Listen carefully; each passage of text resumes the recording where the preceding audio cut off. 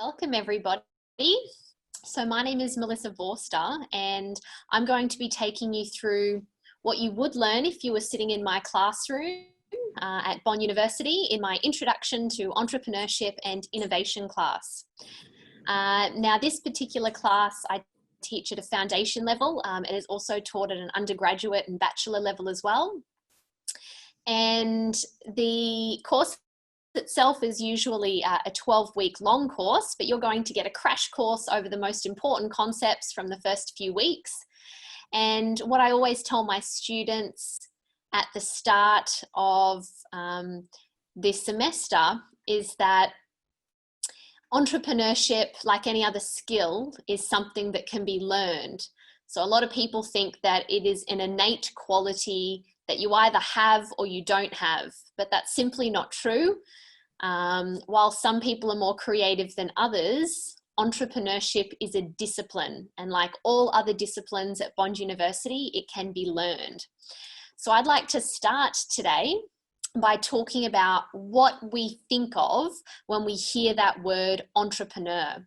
And given that we're not in the same location, but we are still having a real class together, I'd love to hear some feedback from you guys by using the chat function at any point during our lesson. So when we think about an entrepreneur, think about what kind of words that come to mind. So often we think about entrepreneurs as having this ability to combine lots of resources together.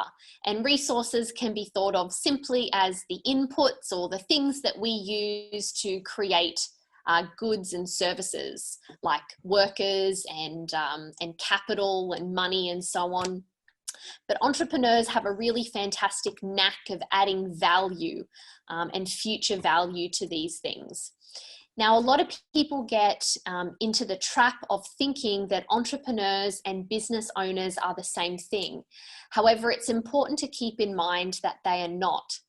So business owners might have once started out as entrepreneurs, recognizing an opportunity and creating a business. But the difference between business owners and entrepreneurs is that entrepreneurs never stop trying to grow their businesses. The sky is the limit for an entrepreneur. They're always looking for that next opportunity or that next way to improve their offering. Business owners, on the other hand, although they might start off with that creative juice flowing, they often, once they reach a point in their business, they like to rest back on their laurels and they like to enjoy the stability of their business rather than taking risks and focusing on growth. So it's important when we look at some of our examples that we distinguish between business owners and entrepreneurs. So think about entrepreneurs as being those individuals that recognize opportunities, combine all of their resources together successfully so that they're able to create that future value. Now, I want you to think in your mind of an entrepreneur. You can think big. SpaceX launched their rocket the other day, if anyone was watching, or you can think on a smaller scale, so you might know an entrepreneur local to you. And I want you to think about some words that describe those entrepreneurs. Is anyone able to tell me any characteristics that they associate with an entrepreneur? So I'll start with one. I think about hardworking. Right? I can't imagine an entrepreneur being successful in business without putting in a little bit of hard work. Can anyone else think of any other characteristics that might describe an entrepreneur? What kind of features do they share or attributes do they have in common? So think about entrepreneurs that are famous or entrepreneurs that you might know. Other words that come to mind, they're great problem solvers. So they see a challenge in front of them or an obstacle. They're able to quite easily think about how to overcome those. Yeah, creative is another great example. So entrepreneurs are definitely creative individuals. All right, they're committed, they're dedicated to their idea. Can you think of any others? right? They tolerate failure. So they don't love failure, but they certainly tolerate it. They're not scared of it. They learn from their mistakes. All entrepreneurs need to do that. Okay, we can't ever be afraid of taking risks. So entrepreneurs, yeah, they're full of imagination, very innovative. That's right. So we've got creative and innovative coming up. They're great words. They're often quite independent because they need to work on their own, at least when they're starting out. Usually they form a very effective team around them. But in the beginning, they need to be able to be quite independent and work without somebody looking over their shoulder. They're usually very passionate about their ideas. Although money is always a factor when starting a business, no successful entrepreneur only talks about money. They talk about their idea that they're passionate about and why that motivates them. Okay, so motivated individuals, optimistic, always looking towards the future. They're very persistent, especially when challenges or problems might crop up. There's innovative, as some of you mentioned earlier. Whenever they make mistakes, they learn from those mistakes. So they use those as opportunities for growth. They never let those mistakes define them. They just find new and better ways to do things. They can be very dedicated to their ideas, and they're certainly confident. They might not start out that way, but as they work on their ideas and they fulfill those opportunities, they become more and more confident, which can be particularly important when it comes to sharing their ideas and maybe raising some investment capital so that they can grow. So I would like to take you for a moment into what we call the entrepreneurial mindset. Now, a lot of research has been done worldwide on successful entrepreneurs. And although they're all very different and they have different backgrounds and different strengths and weaknesses, research has shown that there are 5 main attributes that all entrepreneurs share, or at least some combination of these attributes. So we call these our mindset principles. This is the way that an entrepreneur thinks, the way that they perceive the world. And these mindset principles have some fairly strange names, but hopefully that will help you remember them just a little bit better. So the first principle here is known as the bird in the hand principle. So you might have heard this expression before, that one bird in the hand is worth 2 in the bush. So that expression means that it's often better to go with what you have or what you know rather than trying to get more, but it being slightly out of reach. So this bird in the hand principle, the way that it applies to entrepreneurs, is to suggest that they need to focus on what their strengths are. So they need to think about their own knowledge, their own passions, their experiences, their skills, their contacts. Start with those things that they know really well, and then go from there when they're forming their ideas. Okay, so start with your bird in the hand, as the case might be. The affordable loss principle is the idea that entrepreneurs are not gamblers, but they do take calculated risks. So they weigh the benefits and the costs of their decisions very carefully.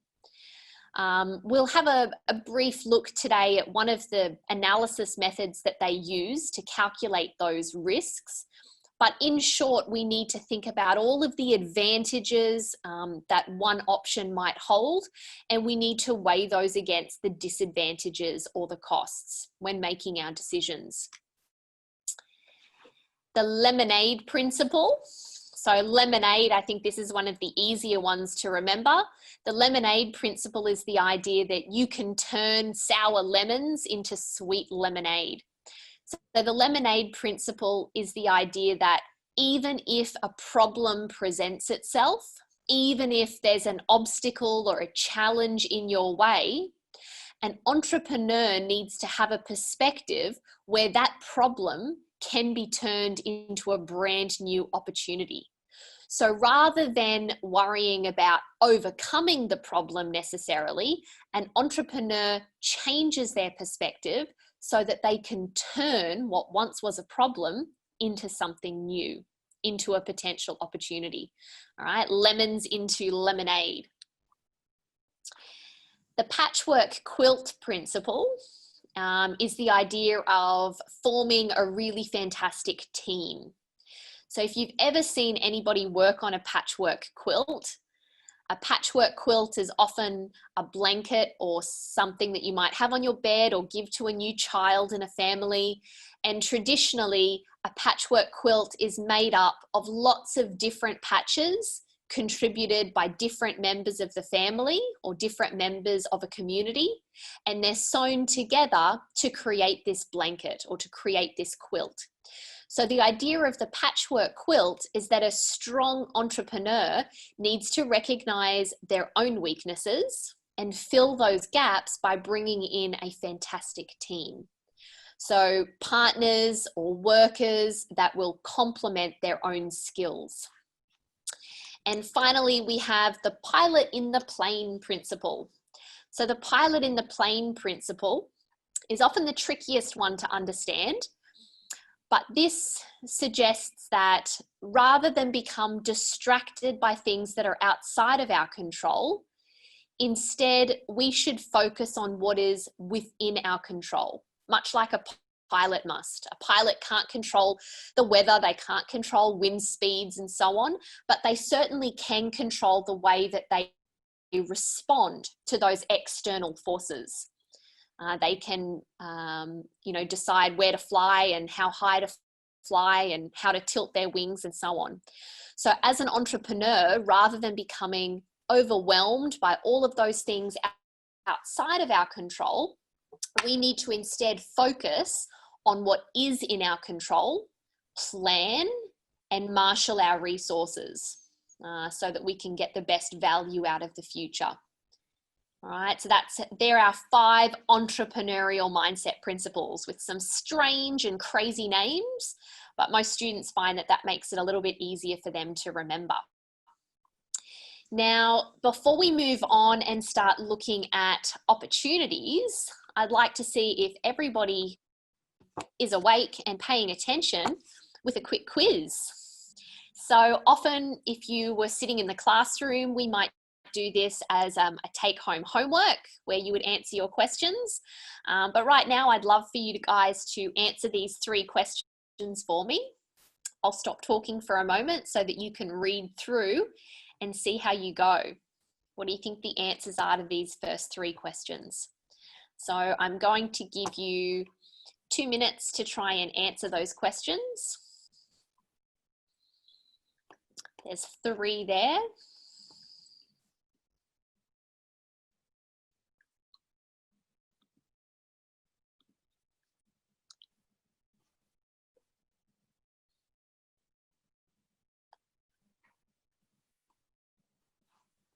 So the first question is about whether entrepreneurs are born with their abilities.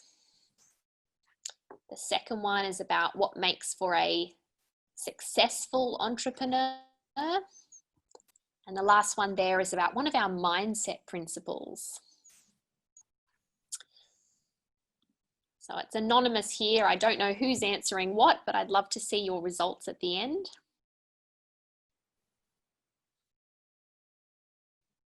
So I'll give you another 30 seconds. Take a guess. That's what we always encourage our students to do, at least in multiple choice questions. Never leave them blank. When you've got 2 options there for true or false, you have a 50% chance of getting it right. That's better than nothing.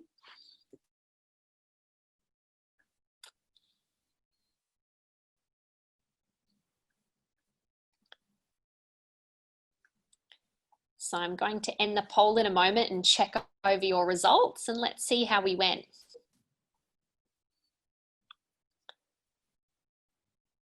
Okay, so question number 1, is entrepreneurship inherent? Is it something you're either born with or not?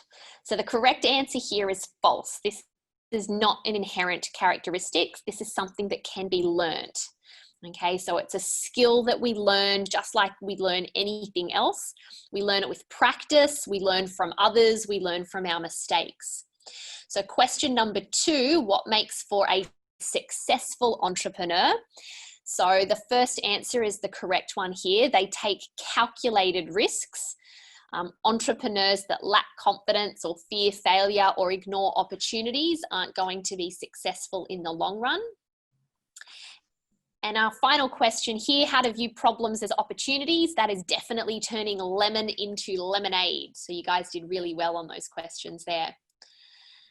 Okay, so let's move on and start talking about opportunities versus ideas, because a lot of people imagine that once they come up with a fantastic idea, that's enough. I've got a great idea, let's take it to market. This is going to be successful. Unfortunately, it's not that easy.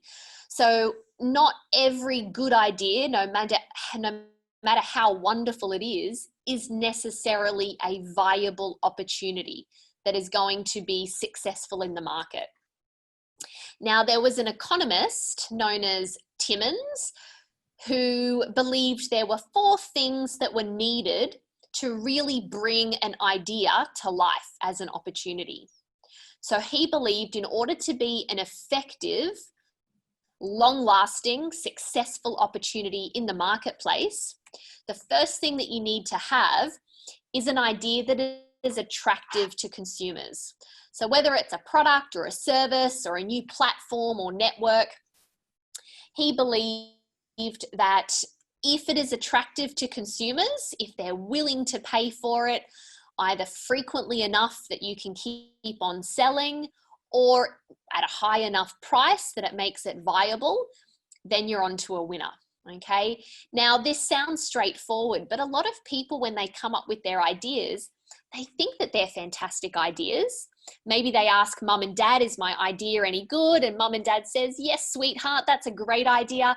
But mum and dad, unfortunately, aren't the best ones to ask. So most entrepreneurs need to conduct a little bit of market research to see just how many consumers actually find value in their suggestion. Next, we need to determine whether or not this idea is going to work in the business environment. Now, when we think about the business environment, this is very situational. So it depends on your circumstances.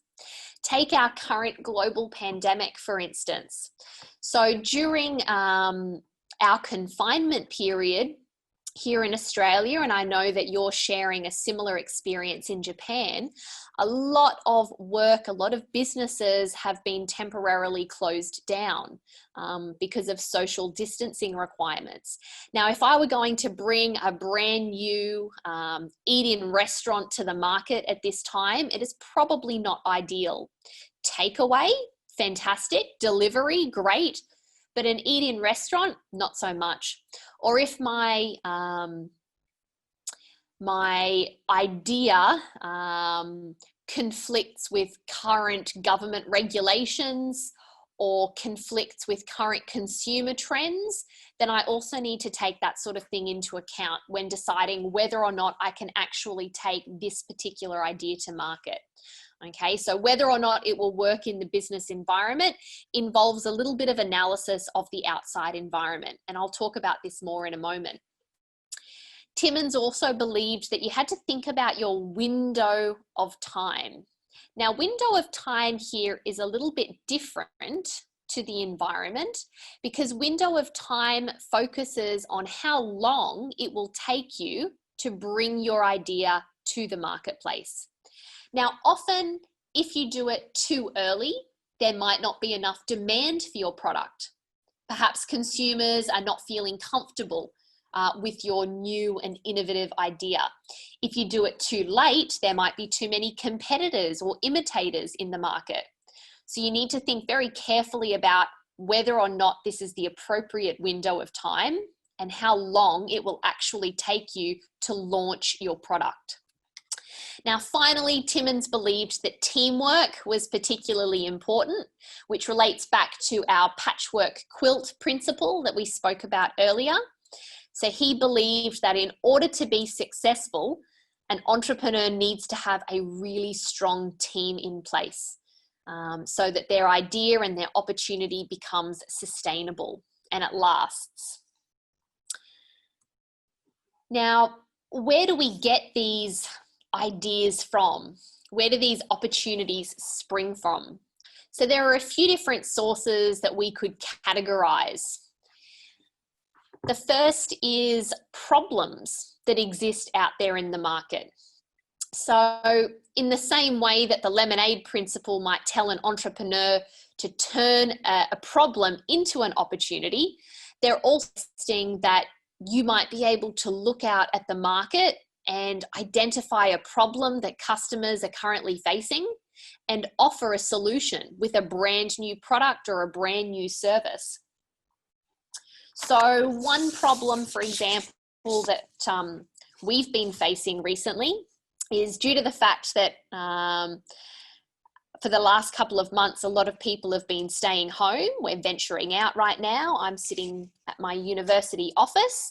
But during that time when a lot of people were confined to home, ordering online became really important, and having goods and services delivered to your door became particularly important. But of course, there was a huge burden that was placed on delivery services. So there were problems in matching our expectations with reality. We wanted faster delivery. We didn't have to want to wait weeks for our products. I didn't want to have to wait hours for my meal delivery. I wanted it much faster. And as a result, we saw a lot of entrepreneurs here actually popping up to create more delivery services. So to take advantage of that problem that we were facing in the market. Changes, so these sorts of things occur all the time. Changes might include changes to the law, changes to societal trends or environmental trends. They could include changes to the economy, changes to the way that consumer preferences are. So can anyone think of any examples? Let's pick one. Let's say environmental changes. Have there been any businesses or any products in particular that have been taking advantage of changes in our environmental stance? Any ideas? So you guys can use the chat function if you want to suggest any products or services that you can think of. So I know a lot of people worldwide are quite concerned about the impact of the beef industry on the environment. And so we've had a lot of development of meat-free options. So vegetable-based hamburger patties and so on. We're seeing a lot of those sorts of things pop up in the supermarkets. And so that's in response to those environmental and sustainable concerns that consumers have been voicing. Changes to the economy, rising fuel costs have meant that car producers have been looking at alternative and more efficient cars. What other trends have we been seeing? So the condo method took the world by storm. We've had lots of decluttering trends here locally. We've had a lot of businesses pop up where people have been trying to get rid of clothes and things in their wardrobe, and so they've been renting them out instead to earn a little bit of money. So lots of new businesses popping up because of those trends. We also find opportunities come from things like competitive advantages. So competitive advantages are things that you can do slightly better than the competition. You might be able to produce something at a slightly lower cost, and so you have a price advantage. Perhaps you can produce something that's of slightly better quality or faster in its speed or reliability, and that might give you an advantage over the competition. If you can improve on something and do it just that little bit better, that might give you a foothold in the market. And finally here, we've got technological advances. Okay, so technological advances have made a lot of things possible. As I mentioned before, SpaceX have launched their Dragon rocket, so we're that much closer to commercial space travel, and technological advance has made that possible. Robotics and drones and driverless cars are all on their way. So we're seeing lots of new opportunities popping up due to those technological advances. Yeah. So I mentioned before that we need to think about evaluating these different opportunities. So here are where the opportunities come from. We talked about how opportunities are different from ideas. Now, what do we do when it comes to evaluating these potential opportunities or our business adventure, as the case may be? So has anybody heard of SWOT analysis before? So SWOT analysis is a cost-benefit analysis that we often use in business to try and help us decide whether or not an option is worth pursuing. Now, which of our 5 entrepreneurial mindset principles do you think this one relates to? Can you remember them? Bird in the hand, affordable loss, lemonade, patchwork quilt, and pilot in the plane. For which principle do you think we would use SWOT analysis? So the affordable loss principle was the idea that we take calculated risks. So this is one method where we can actually try to calculate those risks. All right, so SWOT stands for strengths, weaknesses, opportunities, and threats. Now, strengths and weaknesses in this case are internal. So we have to think about those as being inside the business or felt by the entrepreneur themselves. So strengths might be things that you do really well, maybe your experience as an entrepreneur, your background, your knowledge. Maybe you've got some fantastic resources or contacts. Maybe your product is very unique, very different from what else is on the market. Something is better than what the competition is offering. So strengths, you need to list all of those things that you have a real advantage in so that you can play to those strengths. Weaknesses, on the other hand, is the complete opposite. So weaknesses are those things that you need to improve on, okay? Things that you could be doing better. Perhaps you have a weakness as an entrepreneur. Maybe you are not very creative, but you've got this great idea and you need a little bit of help in getting it to the market. Perhaps you're not very technologically savvy and you need a little bit of help with those IT skills. So think about your own personal weaknesses as an entrepreneur. What kind of gaps are in your knowledge and how could you improve them? Perhaps by bringing in a really fantastic team. What about the product itself? Is there something that you are lacking in your product that your consumers would like to see? So those strengths and weaknesses are really important for a business, an entrepreneur, an individual to look at. Opportunities and threats are now a little bit different. These are things that are outside the business, so external to the entrepreneur. They're things that an entrepreneur cannot necessarily control, but they're still important to identify so that you can exploit or take advantage of those opportunities as they arise. And threats, you might be able to reduce them or mitigate them somewhat. So opportunities we've already talked about. Can you remember those sources of opportunities we spoke about earlier? So where do we get our opportunities from? How do we identify them? We looked at things like problems, right, changes, competitive advantages, technological advances. These sorts of opportunities might allow an entrepreneur to expand their market. It might allow them to introduce a new product or introduce their current product to a new consumer. So all of these are opportunities. Threats, on the other hand, these are obstacles or challenges that you might face. So can you think of a really common threat that an entrepreneur might be worried about if they're bringing a new product to market? If you're not the only business operating in this space, what kind of threat do you think an entrepreneur might be worried about?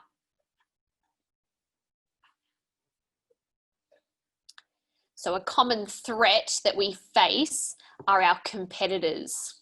So other businesses that are offering a similar product, or perhaps might threaten to imitate or copy our ideas. Those sorts of things are huge threats. Now, we have no control over competitors, but by identifying them, we can certainly try to make our product more unique and focus in on our strengths and those opportunities. Other threats that we often face are things like changing trends. So customer preferences might change, the availability of resources might change. So that can affect how we perceive our product or how we bring it to the market. So these are really important costs and benefits for us to analyze. Now, I'd like to finish off our session today by introducing you to some different types of innovations. Okay, so innovations, as you guys mentioned before, are new creative sort of products that entrepreneurs bring to the market. And often when we're looking at a product or a service or a platform that's being offered, we can categorize it according to one of these different types of innovation. So this is interesting for us to try and compare some different products. So I'm going to go through these in order of the most original idea, so the most unique at the beginning. And as we move on, we'll look at less unique, but still equally as important innovations, okay? And I'll give you another little quiz at the end to see if you've understood these concepts. So let's start off with invention. I've got a graphic there of good old Thomas Edison, because I always think of the light bulb when I think of invention.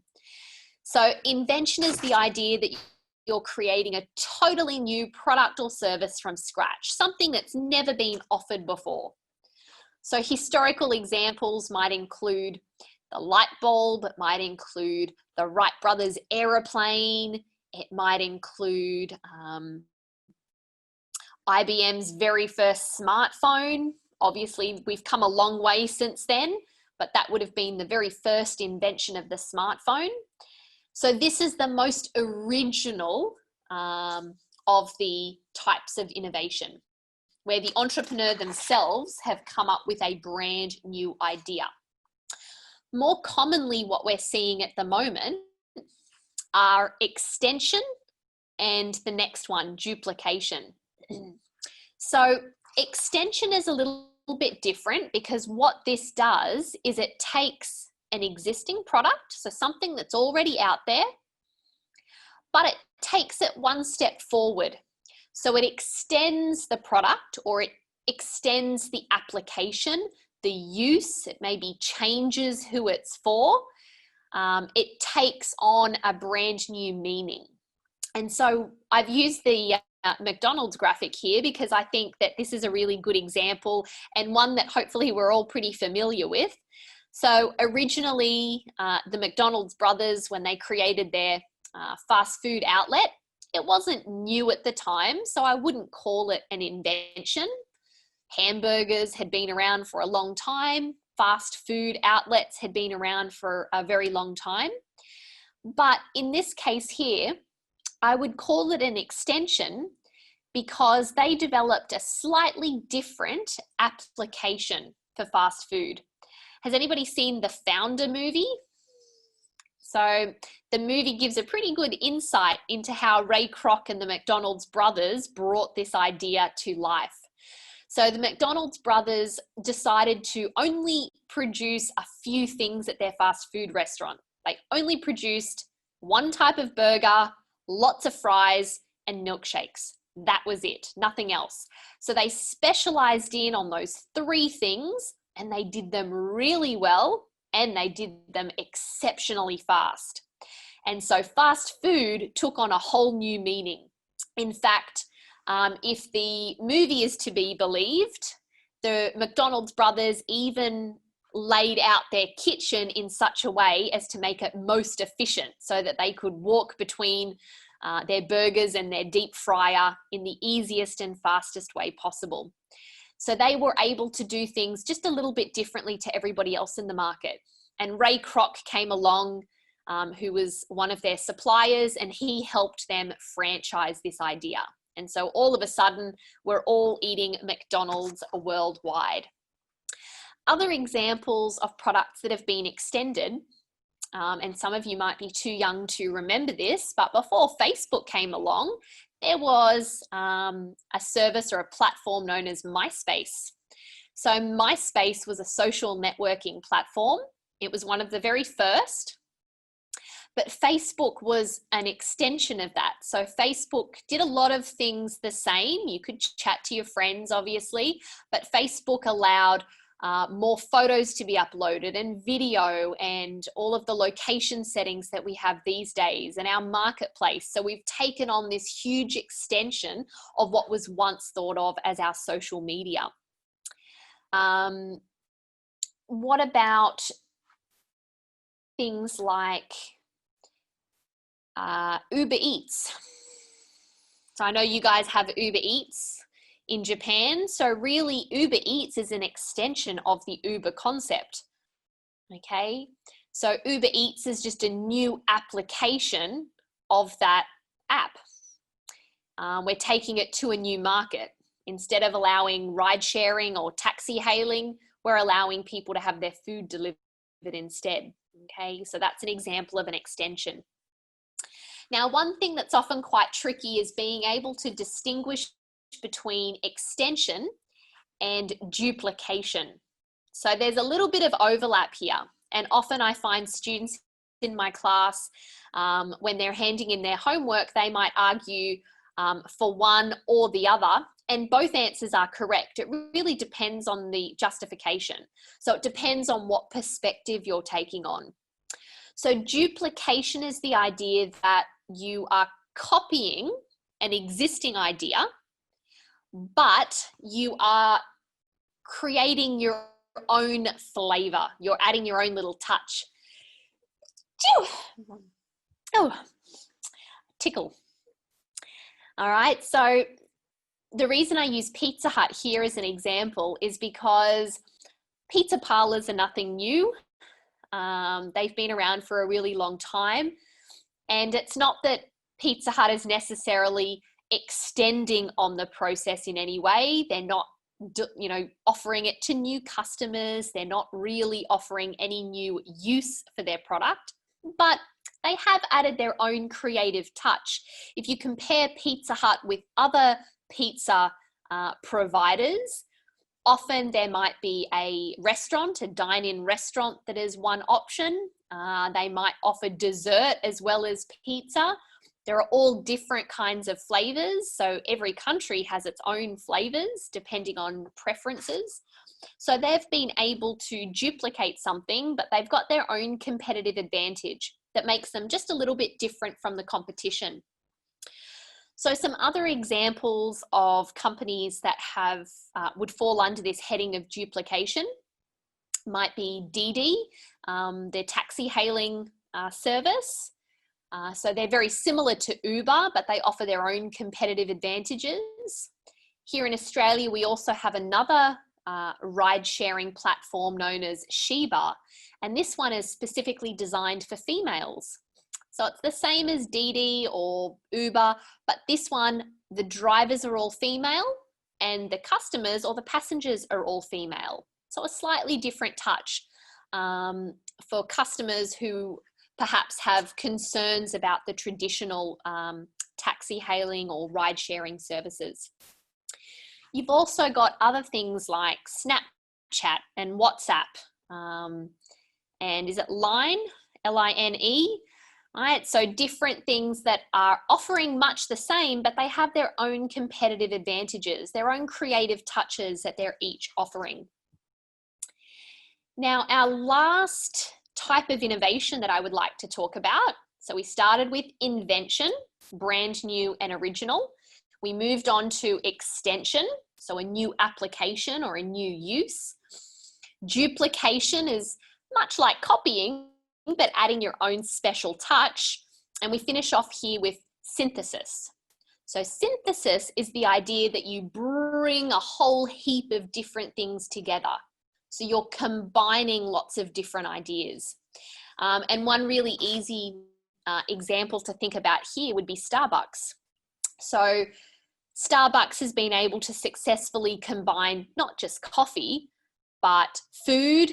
You can eat in, you can take away. They even have collectibles that they're selling. So if you want a collectible mug or a tumbler or anything like that, Starbucks is the place to go. So they've been able to successfully combine all of those different things in one location. Another example that we see a lot here in Australia are our medical centres.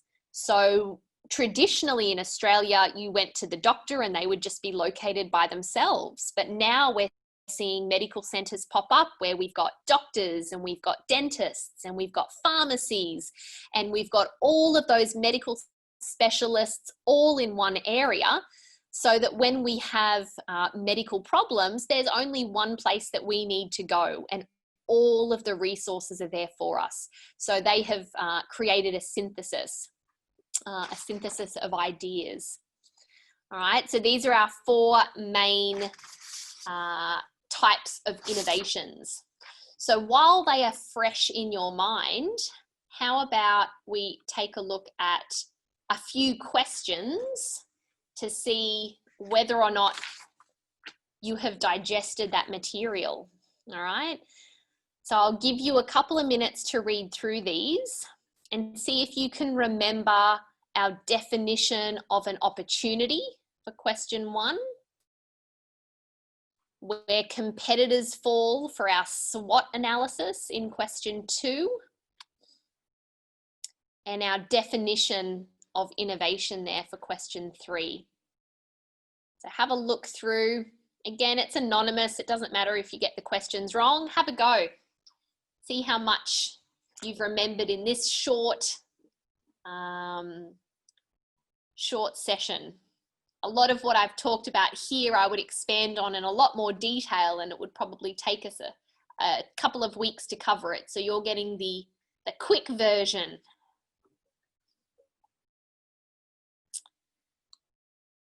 So I'll give you one more minute to try and answer those questions.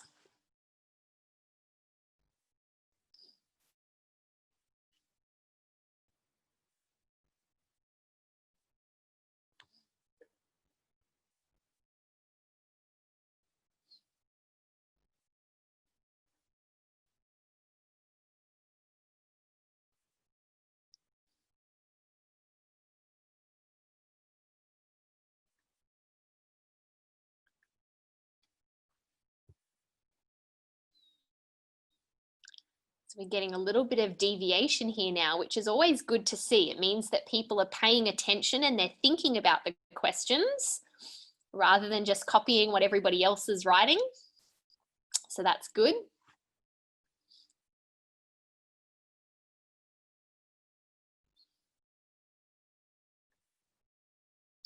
All right, so I'm going to end the poll in a moment and we're going to take a look at the results. Let's see how we fared. So question number 1, Timon's definition of an opportunity. In one sense, you are all correct because the answer was all of the above. We do need it to be attractive to customers. It must work in the environment.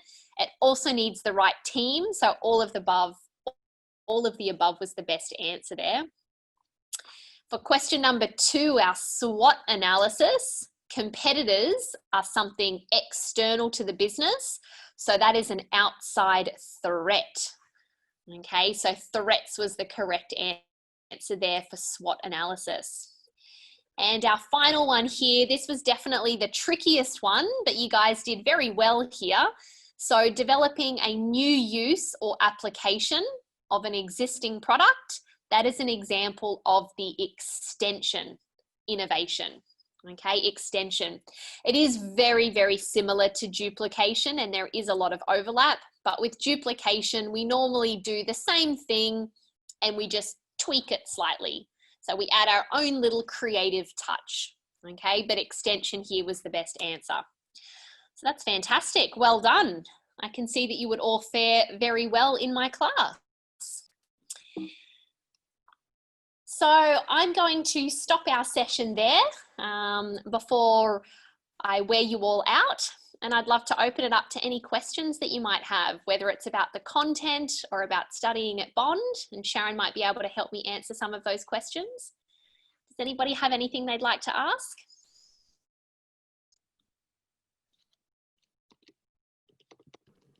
I'd like to ask you, Melissa, so you teach entrepreneurship. Can you tell us, and maybe some other subjects, can you tell us a little bit about what other things you're doing at Bond apart from this foundation entrepreneurship subject? Yeah, absolutely. So I'm very fortunate. I get to teach across a range of faculties and disciplines. My background is in commerce. So I teach the entrepreneurship subject at a foundation level. I also teach a mathematics subject. That's at the Bond University College. Then for my undergraduate students that are doing their bachelor's, I teach economics. So introduction to economics, microeconomics. I teach elementary maths and statistics in the business school as well. And I'm very fortunate that I also get to teach some of our postgraduate students. So students completing their MBA or their Master of Commerce, and usually I'm teaching them economics as well. So I get to see students from their very first steps in the university all the way through to their undergraduate and postgraduate studies. So that's rare that I get to see all of those students, but I'm very fortunate. Excellent. I just have a question directly to me. How many hours would you normally teach in one class? Or maybe I think 1 week, I'm not sure, maybe both. One class and 1 week. So for a student, it depends what degree you're doing. For the foundation program, each subject is 6 hours a week. That's broken into 2-hour lots. So 2 hours at a time, you might have a lecture and then a 2-hour tutorial and a 2-hour lab, maybe with computers, or another tutorial. So 6 hours per subject, and you have 4 subjects for a full-time load. So that's 24 face-to-face hours per week for foundation students. For undergraduates and postgraduates, it's a little bit less. So most classes are 4 hours, and then you would do 4 subjects for a full-time load. So that would be 16 hours face-to-face.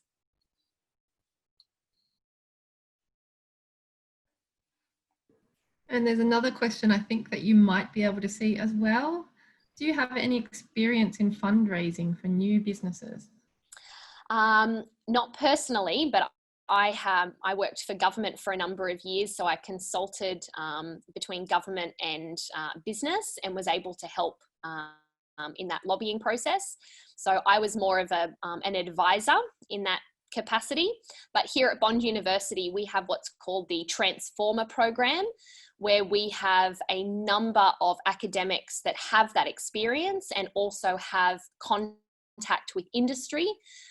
And students are able to enroll in that Transformer program as something separate from their degree that they can do alongside.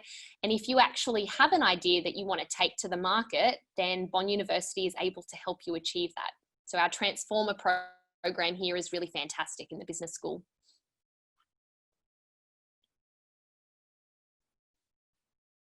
So when it comes to homework, we recommend that in total students complete 10 hours of work a week per class. Now, of course, 6 hours of that is already with the teacher. So I would suggest on top of that, another 4 hours of homework. And I mean, homework can be anything from completing the assigned reading to preparing for your classes. And usually that goes fairly quickly for each class.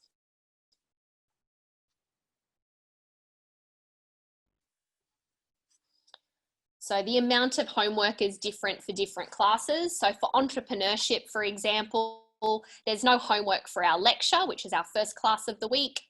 There's no homework for the second tutorial per se. You just need to complete a little bit of reading. And then for my third tutorial of the week, I ask my students to complete some homework by reading some case studies. So they read about real businesses and what sort of things they're facing. I don't think we have any more questions there at the moment. Is there any other final comments or anything that you'd like to share with the group? I guess we've got some aspiring people who are looking to study abroad soon. Oh, we've got a really long question in Japanese. So if you want to comment, I might just read this and then summarize. Yeah, sure. Look, when I first laid eyes on Bond University, I was pretty awestruck. It's a beautiful campus. The Gold Coast is a gorgeous place to study. So when the time comes to study on campus, it is definitely the place that I will always choose to be. In terms of faculties, we've got a huge range of faculties and disciplines available. And if you're not sure what it is that you're interested in yet, then our pathway programs are ideal. So starting at a foundation or a diploma level, that can then lead you into the discipline that you decide you'd like to study further down the track. So I might thank Melissa. Thank you so much.